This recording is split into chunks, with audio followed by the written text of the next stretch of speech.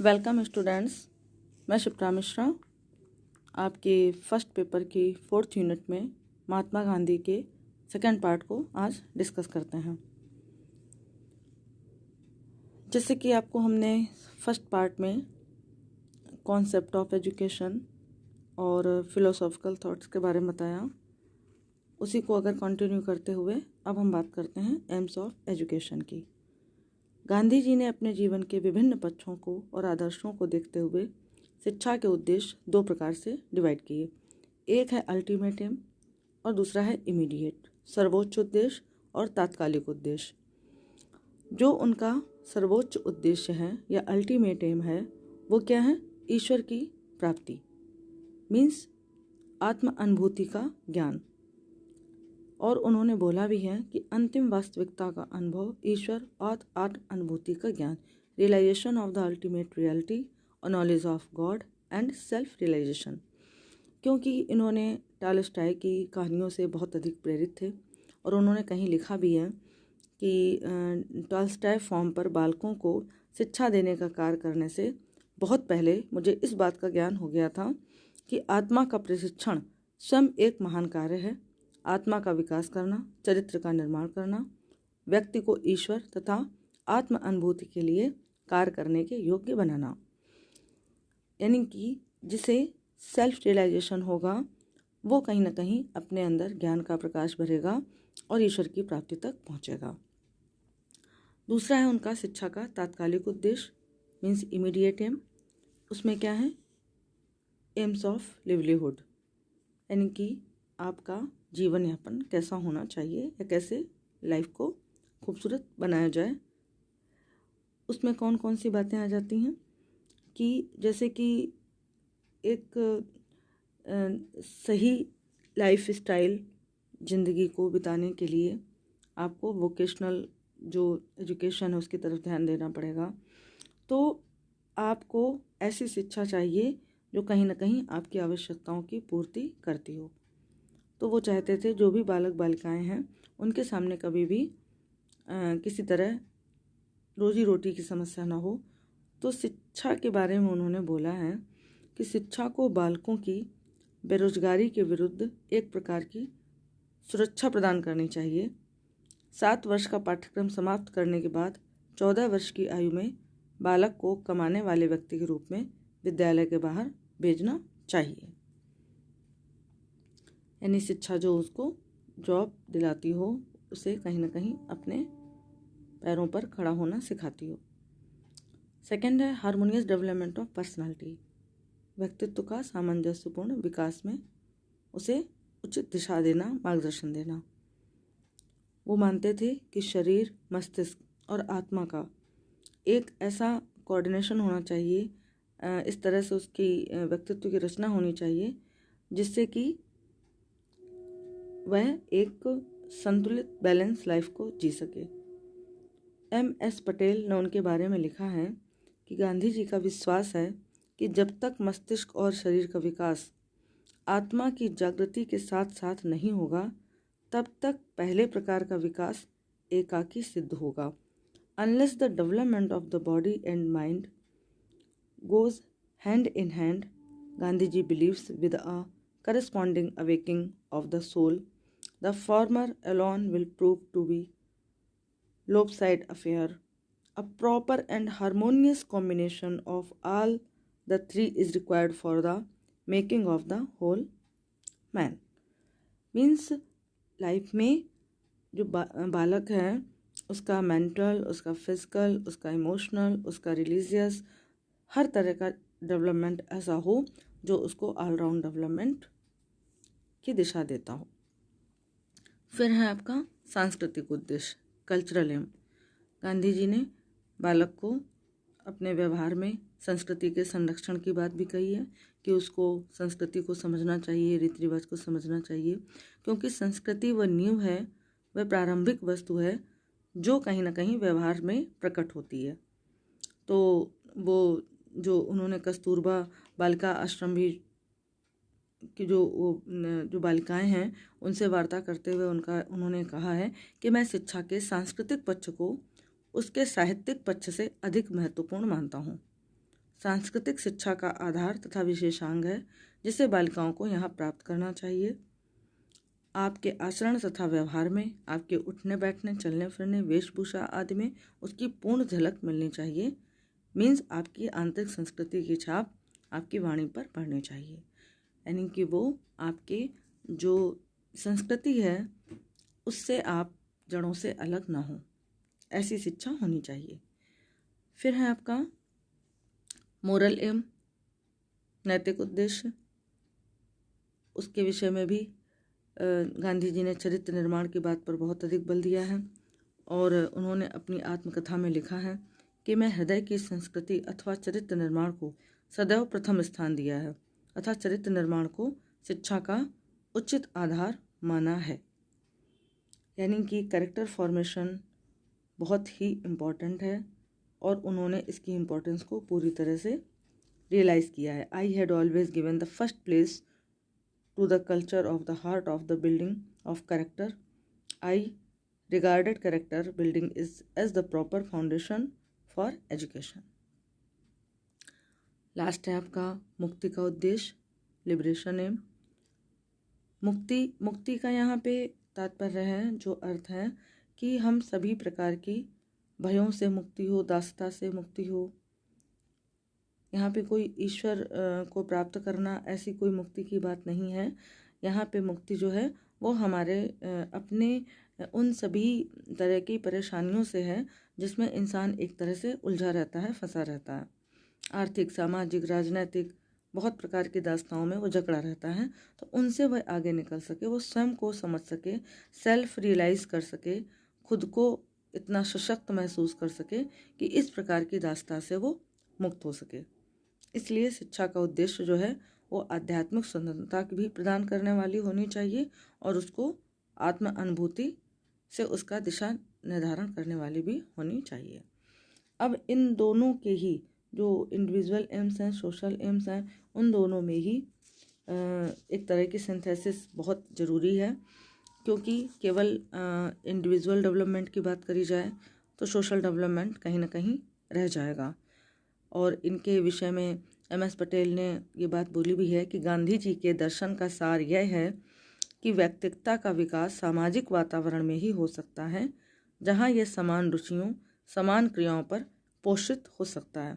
इसीलिए वे चाहते हैं कि हम अपने विद्यालयों को समुदायों में बदल दें, क्योंकि समुदाय में व्यक्तित्व को कुचला नहीं जाता वरन सामाजिक संपर्कों और सेवा के अवसरों से विकसित किया जाता है। I value individual freedom, but you should not forget that man is essentially a social being. He has risen to his present status by learning to adjust the individualism to the requirements to social progress. Unrestricted individualism is the law of the beast of jungle. We have learned to strike the mean between individual freedom and social restraint. Willing submission to social restraint for the sake of the well-being of the whole society enriches both the individual and the society of which one is member. Means Patel जी के शब्दों से ये स्पष्ट है कि गांधी जी का जो दर्शन है उसमें दोनों ही सोशल एंड इंडिविजुअल एम्स की अपनी इम्पोर्टेंस है और दोनों के सिंथेसिस के साथ ही, दोनों के कोऑर्डिनेट होने के साथ ही पूरी तरह से डेवलपमेंट, ऑलराउंड डेवलपमेंट संभव है।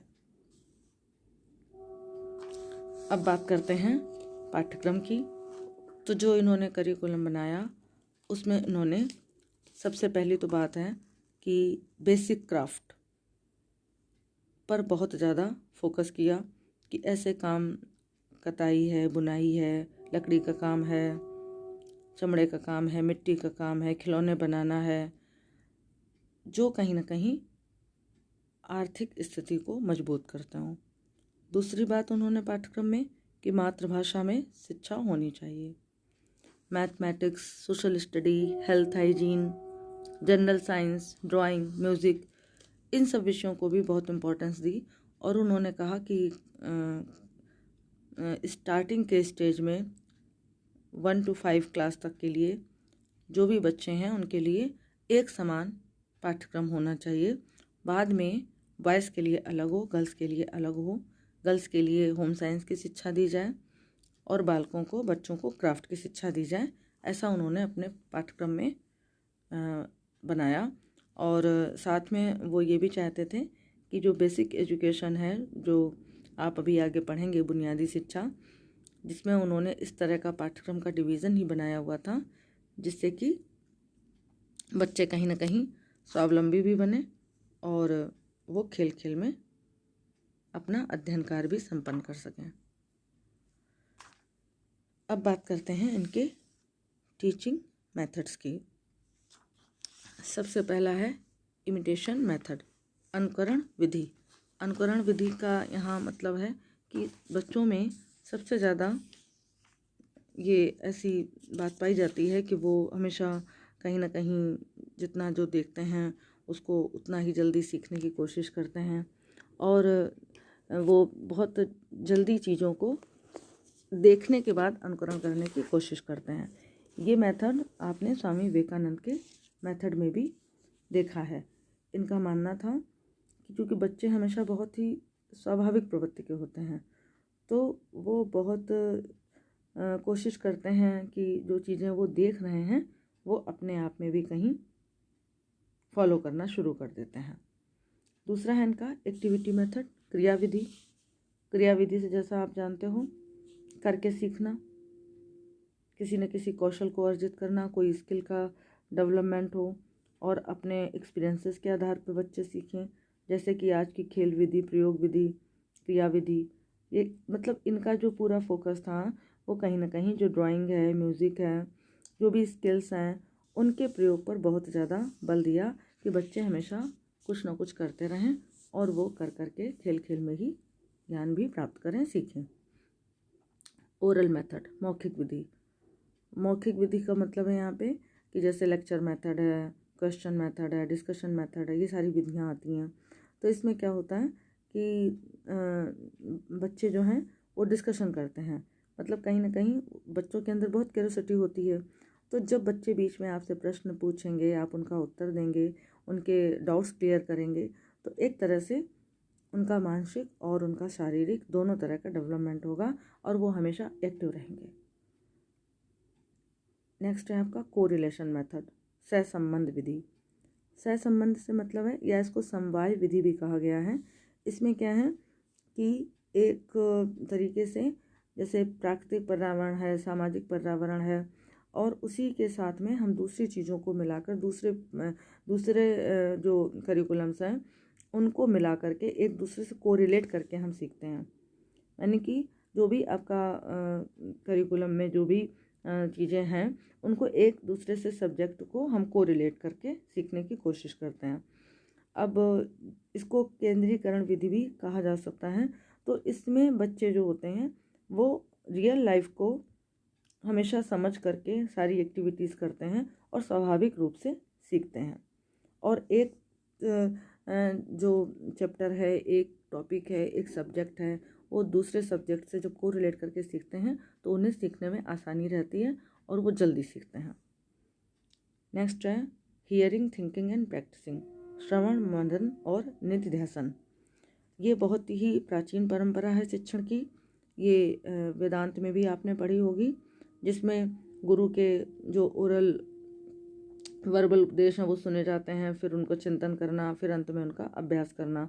यानी कि हर एक गांधी जी ने जो धर्म और दर्शन जैसे विषयों के लिए इस विधि की उपयोगिता को स्वीकार किया, क्योंकि बच्चे जब बड़े हो जाते हैं तो सत्संग करना, उपदेश करना और कहीं ना कहीं बहुत अधिक अपने रीजनिंग पावर से उसको समझना, उसके कॉन्सेप्ट को क्लियर करना, लेकिन ये बड़े बच्चों के लिए अच्छी मेथड है।